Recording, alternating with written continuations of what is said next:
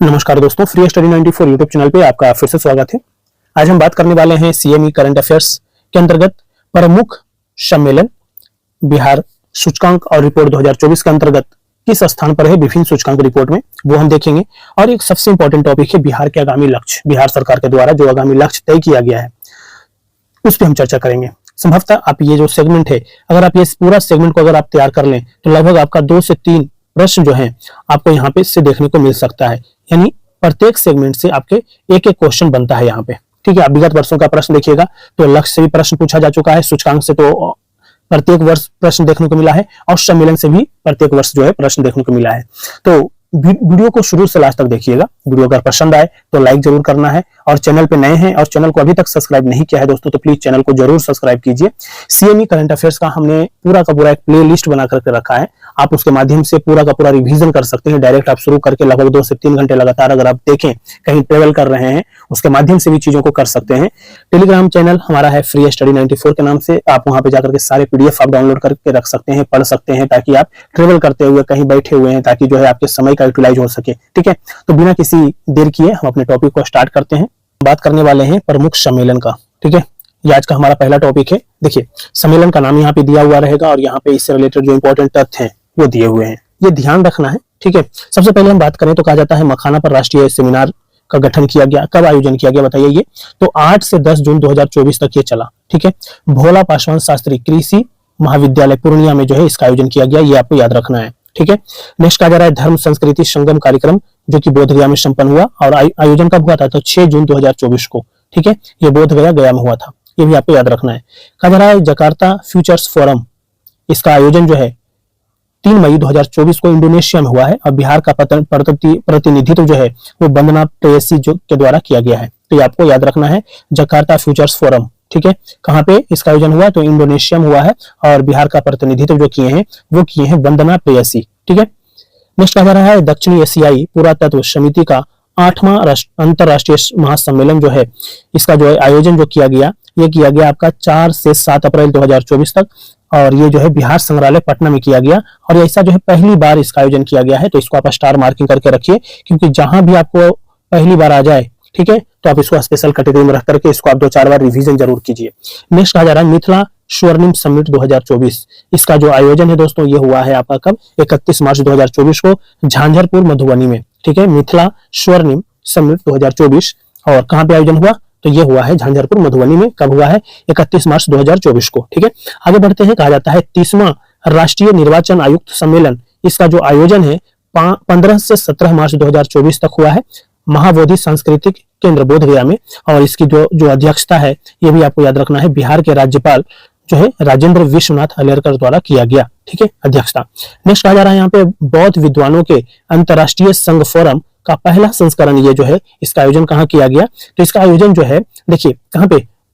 महाबोधि सांस्कृतिक केंद्र बोधगया में किया गया, और उद्घाटन किनके द्वारा किया गया? दलाई लामा के द्वारा। तो ये आप जो है ना, ये आप स्टार मार्किंग कर लीजिए। कब से कब इसका आयोजन हुआ? तो 20 से आपका 23 दिसंबर 2024 तक। ठीक है, आगे बढ़ते हैं। पहला Bihari dairy and cattle expo 2023, ये कब से कब तक इसका आयोजन किया गया दोस्तों? तो 21 से 23 दिसंबर 2024 तक किया गया, और उसका उद्घाटन इसका किनके द्वारा किया गया? तो मुख्यमंत्री नीतीश कुमार के द्वारा किया गया। ठीक है, तो पहला Bihari dairy and cattle expo 2023 का आयोजन कब से कब तक किया गया? ये आपको याद रखना, उद्घाटन जरूर याद रखिएगा। ठीक है, नेक्स्ट का हमारा वैश्विक निवेशक शिखर सम्मेलन बिहार बिजनेस कनेक्ट 2023 का आयोजन देखिए आपका 13 से 14 दिसंबर 2024 को कहां पे? पटना में किया गया, पटना में। ठीक है, सम्राट अशोक कन्वेंशन सेंटर, ठीक है, पटना में किया गया। उद्घाटन जो किया गया दोस्तों ये किया गया मुख्यमंत्री नीतीश कुमार के द्वारा, और कहा जाता है कि लगभग 300 कंपनियों के साथ लगभग 50,530 करोड़ रुपए के समझौते ज्ञापन पर क्या हुए हैं? हस्ताक्षर हुए हैं। वैश्विक निवेशक शिखर सम्मेलन बिहार बिजनेस कनेक्ट 2023, याद रखिएगा, काफी इंपॉर्टेंट क्वेश्चन है, इसको आप स्टार मार्किंग में भी आप रख सकते हैं। ठीक है, याद रखना है। ठीक है, कहा जा रहा है कि 26वीं पूर्वी क्षेत्रीय परिषद बैठक का आयोजन कब किया गया? तो 10 दिसंबर 2023 को किया गया। कहां पे? तो पटना में किया गया। ठीक है, इसका जो अध्यक्षता है केंद्रीय गृह मंत्री अमित शाह के द्वारा किया गया, और उपाध्यक्ष जो है वो बिहार के सीएम नीतीश कुमार थे। बैठक में जो शामिल थे वो थे बिहार के सदस्य, उड़ीसा थे, झारखंड थे, और पश्चिम बंगाल थे। कहा जाता है कि इससे पहले भी बिहार में 1958, 1963, 1985 और 2015 में बैठक हो चुकी है। ये आपका पूर्वी क्षेत्रीय परिषद की बैठक, ये अभी आपको याद रखना है, इससे भी आप स्टार मार्किंग कर लीजिए, ठीक है, ये भी आपको याद रखना है। आगे बढ़ते हैं। कहा जाता है कि कार्डियोलॉजिकल सोसाइटी ऑफ इंडिया की बिहार की इकाई का 19वां वार्षिक सम्मेलन का आयोजन कहाँ किया गया और कब किया गया? तो इसका देखिए आयोजन जो है 28-29 अक्टूबर 2023 को पटना के मौर्या होटल में किया गया और इसका जो उद्घाटन जो है दोस्तों, ये बिहार के चीफ मिनिस्टर नीतीश कुमार के द्वारा किया गया था, ठीक है। तो ये आपको याद रखना है, कार्डियोलॉजिकल सोसाइटी ऑफ इंडिया की बिहार इकाई का 29वां जो है वार्षिक सम्मेलन हुआ था, ठीक है। आईसीसीआर द्वारा Vaishali festival of democracy summit, ICCR द्वारा Vaishali festival of democracy summit का आयोजन कब किया गया? तो देखिए आयोजन जो है 15 सितंबर 2023 को किया गया नालंदा विश्वविद्यालय के सुषमा स्वराज ऑडिटोरियम में, ठीक है। तो याद रखना है, ये भी आपको काफी इंपॉर्टेंट फैक्ट है। नेक्स्ट कहा जा रहा है G20 शिखर G20 लेवर 20 शिखर सम्मेलन का आयोजन कहाँ किया गया? तो पटना में किया गया जून 2023 में। इसका थीम जो था, विषय जो था, वो सार्वभौमिक सामाजिक सुरक्षा और महिलाओं का भविष्य को लेकर के विषय बनाया गया था, ठीक है। नेक्स्ट कहा जा रहा है Saran international film festival season 3 का आयोजन कहाँ पे किया गया? तो छपरा में किया गया। कब? तो 13 से 14 मई 2023 के बीच में। और कहा जाता है बिहार का पहला एवं एकमात्र इंटरनेशनल फिल्म फेस्टिवल था ये, ठीक है। तो ये भी, इससे भी आप स्टार मार्किंग में करके रखिए। नेक्स्ट कहा जा रहा है दक्षिण एशियाई महिला फिल्मोत्सव का आयोजन कहाँ पे किया गया? पटना में किया गया 2 से 9 फरवरी 2023 के बीच में, ठीक है। आगे बढ़ते हैं। जो नेक्स्ट जो न्यूज है दोस्तों, ये हम देखें तो अगर यहाँ पे बात करें तो सूचकांक एवं रिपोर्ट 2024 के अंतर्गत अगर हम बात करें, ठीक है, तो देखिए यहाँ पर जो है ना सूचकांक रिपोर्ट में आपको तो ये जरूर याद रखना है कि सूचकांक किसके द्वारा जारी किया गया, जारीकर्ता का नाम जरूरी है, ठीक है। बहुत कम बार ऐसा देखने को मिलेगा कि बिहार का रैंक जो है आपसे पूछ लिया जाए, ठीक है, या भारत में जो है इसमें प्रथम स्थान किसका है ये पूछ लिया जाए, ठीक है। तो आपको 2-3 चीज यहाँ पे ध्यान रखना है, इसमें हम बात करेंगे भी, ठीक है।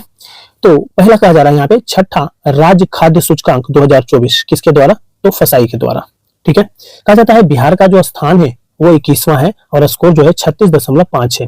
और भारत की बात करें तो भारत में जो प्रथम स्थान है ये आपका छठे खाद्य राज्य खाद्य सूचकांक में, तो वो है केरल का, ठीक है, याद रखना है। कहा जाता है NIRF 2024 national institutional ranking framework जारीकर्ता कौन है? तो केंद्रीय शिक्षा मंत्रालय है।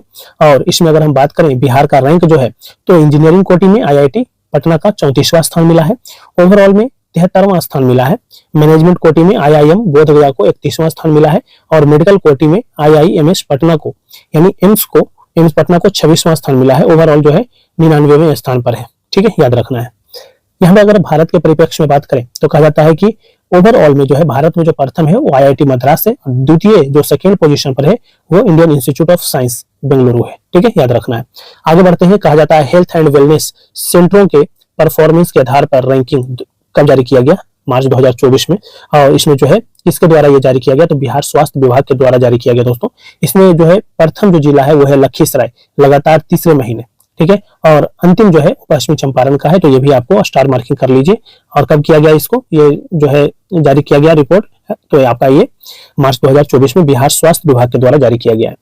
कहा जाता है यहाँ पे कि चौथी sustainable development goal report 2023-24 Bharat का समग्र स्कोर जो है इसमें 71 है, ठीक है, किसके द्वारा जारी किया गया है? नीति आयोग के द्वारा, तो ये आपको याद रखना है, काफी ज्यादा इंपॉर्टेंट है, ठीक है। कहा जाता है सबसे अंतिम स्कोर अंक जो है, सबसे अंतिम जो है वो 57 अंक है।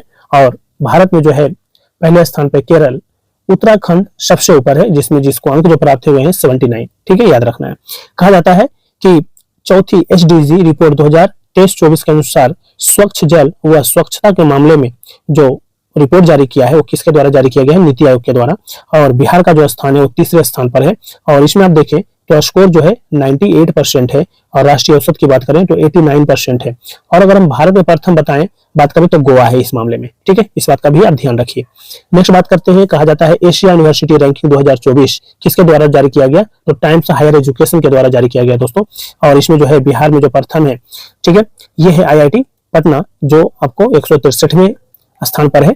और बात करें भारत में जो प्रथम है, ठीक है, वो है ये जो है विश्व में अगर प्रथम की बात करें तो सिंघुआ विश्वविद्यालय चीन की है, ठीक है। एशिया यूनिवर्सिटी रैंकिंग, तो आपको जो है एशिया की बात किया जा रहा है, तो एशिया यूनिवर्सिटी रैंकिंग में बात करें तो चीन के जो है सिंघुआ सिंघुआ जो है विश्वविद्यालय है वो प्रथम स्थान पर है भारत में जो है। बिहार में अगर हम बात करें तो बिहार में आपका IIT पटना है जो कि पूरे एशिया के स्तर पर बात करें तो 163वें स्थान है। कहा जाता है कि 8वां स्वच्छता सर्वेक्षण रैंकिंग 2023 जारी किया गया, किसके द्वारा?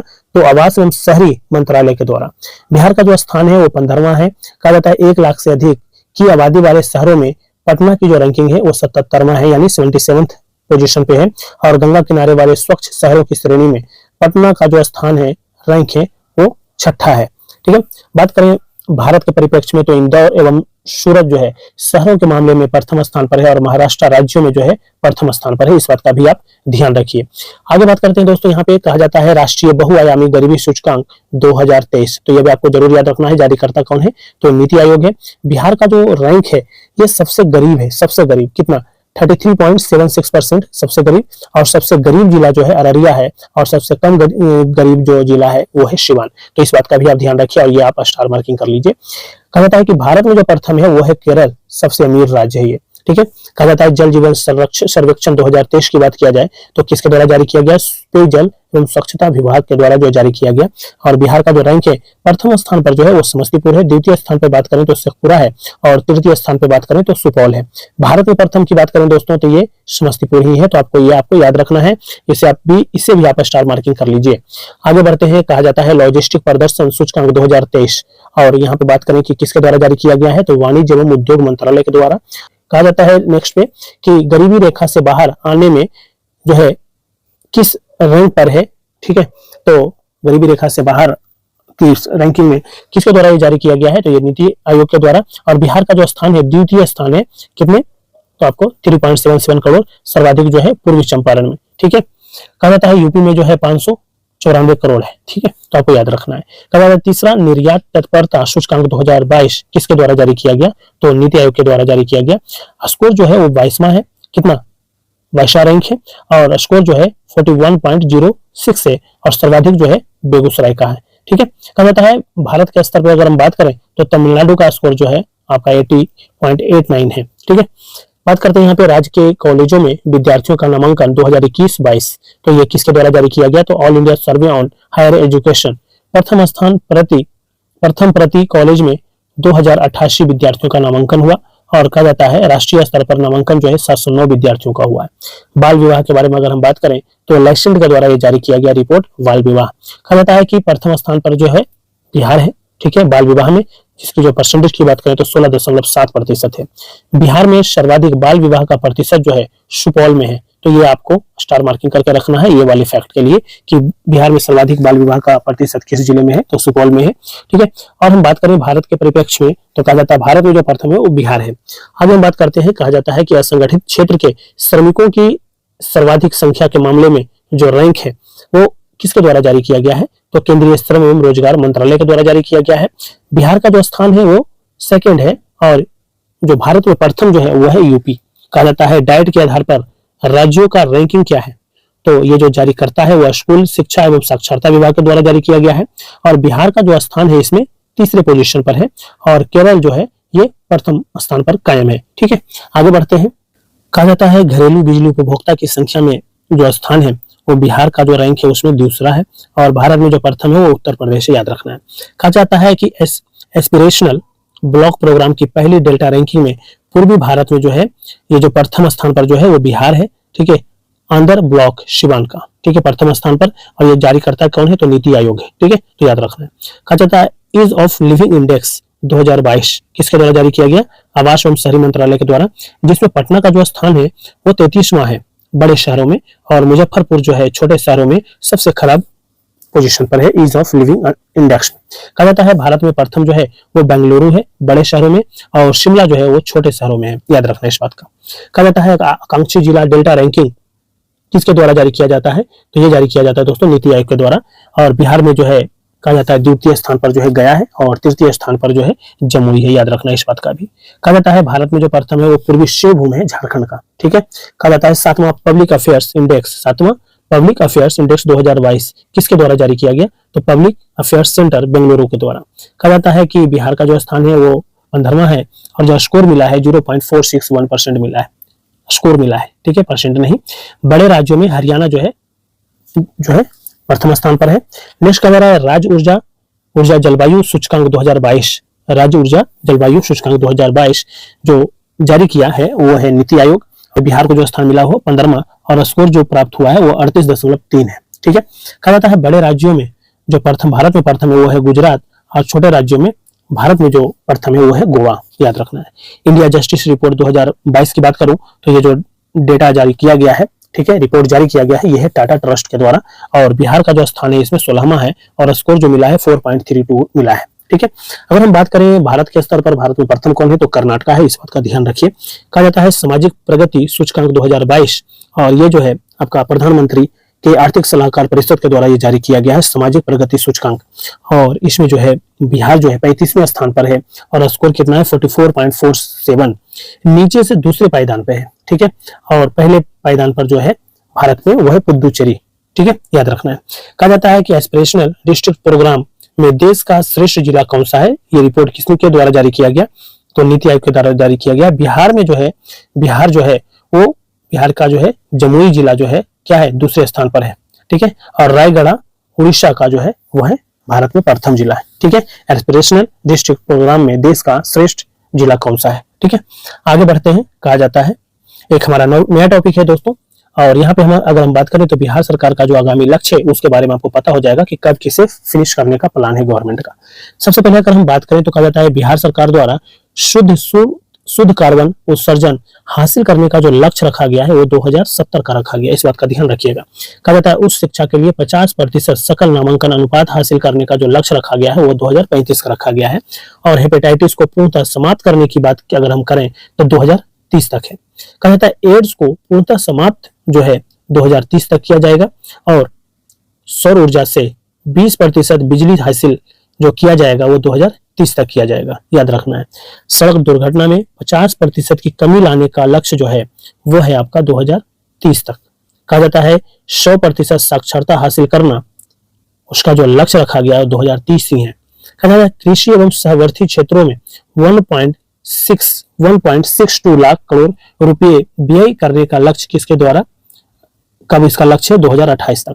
कहा जाता है हरित आवरण पर्यावरण संतुलन 5 करोड़ पौधा लगाना, इसका जो लक्ष्य रखा गया है 2025 का रखा गया है। यहीं पे अगर हम बात करें कहा जाता है कि हर घर में प्रीपेड मीटर लगाना, इसका जो टारगेट है मार्च 2025 तक का है। कहा जाता है टीबी का पूर्णतः उन्मूलन जो है वो 2025 में खत्म कर लिया जाएगा। हर खेत तक पानी, ठीक है, हर खेत पानी 2025 का लक्ष्य रखा गया है, और 7 निश्चय 2 के लक्ष्य प्राप्त करना आपका 2025 तक का है। कहा जाता है 20 गुना निर्यात बढ़ा करके देश के कुल निर्यात में राज्य का जो हिस्सा है 10% करना है, और ऐसा जो टारगेट रखा गया है वो 2025 तक का रखा गया है। कहा जाता है बिहार में 7000 गांवों को दुग्ध सहकारी समितियों से अधिक करने का जो लक्ष्य है वो 2024-25 रखा गया है। भू सर्वेक्षण कार्य को पूरा करने का जो लक्ष्य है वो है आपका दिसंबर 2025 का। नेक्स्ट कहा जा रहा है यहाँ पे कि बिहार के 10 लाख परिवारों को पशुपालन से आच्छादित करने का जो लक्ष्य रखा गया है ये 2024-25 का मामला है। ठीक है, कहा जाता है पटना मेट्रो शुरू करने का जो लक्ष्य है सरकार का वो है सितंबर 2024, जो कि निकल चुका है। ठीक है, तो इस तरीके से दोस्तों हमने आज बहुत ही इंपॉर्टेंट टॉपिक को कवर किया है, जिसमें सबसे जो इंपॉर्टेंट है बिहार सरकार के आगामी लक्ष्य है, और दूसरे का हम बात करें तो ये भी काफी इंपॉर्टेंट सेगमेंट है सूचकांक एवं रिपोर्ट 2024, जिसमें बिहार के परिप्रेक्ष्य में हमने बात किया। ठीक है, तो याद रखना इस बात का। एक और टॉपिक हमारा जो है आज का वो इंपॉर्टेंट है, जो कि सरकार के द्वारा प्रमुख सम्मेलन है बिहार सरकार। ठीक है, तो ये भी आपके लिए काफी इंपॉर्टेंट है, याद रखना है। तो वीडियो अगर पसंद आए दोस्तों तो बिल्कुल लाइक कीजिए, और चैनल पे नए हैं और अभी तक चैनल को सब्सक्राइब नहीं किया है दोस्तों तो प्लीज चैनल को भी सब्सक्राइब कीजिए। और पीडीएफ के लिए आप हमारा टेलीग्राम चैनल जरूर ज्वाइन कीजिएगा, वहां पे आपको सारे पीडीएफ इजिली अवेलेबल करवा दिए गए हैं ताकि आप उसे डाउनलोड करके पढ़ सकते हैं। तो मिलते हैं नेक्स्ट लेक्चर में, तब तक के लिए ऑल द बेस्ट, अच्छे से पढ़ाई करते रहिए, अपना ध्यान भी रखिए। मिलते हैं नेक्स्ट लेक्चर में। Thank you so much.